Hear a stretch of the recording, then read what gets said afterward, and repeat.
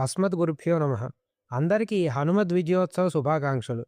శ్రీరాముని విజయానికి ఎంతో ముఖ్య కారణమైనవాడు స్వామి హనుమ. అందుకే రాముడు ఎవ్వరికీ ఇవ్వని గొప్పదైన కానుక తన ఆలింగనాన్ని స్వామి హనుమకిచ్చాడు. ఇత్యుక్త్వా ప్రీతిహృష్టాంగ రామస్థం పరిషస్వజే హనుమంతం మహాత్మానం కృతకార్యముపాగతం. కాబట్టి నేడు రాముడి విజయానికి హేతువు సేతువు అయిన హనుమంతుని మనం ధ్యానించాలి.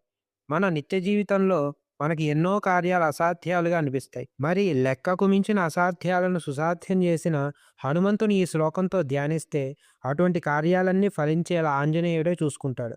మరి ఆ శ్లోకాన్ని మనం చెప్పుకుందాం.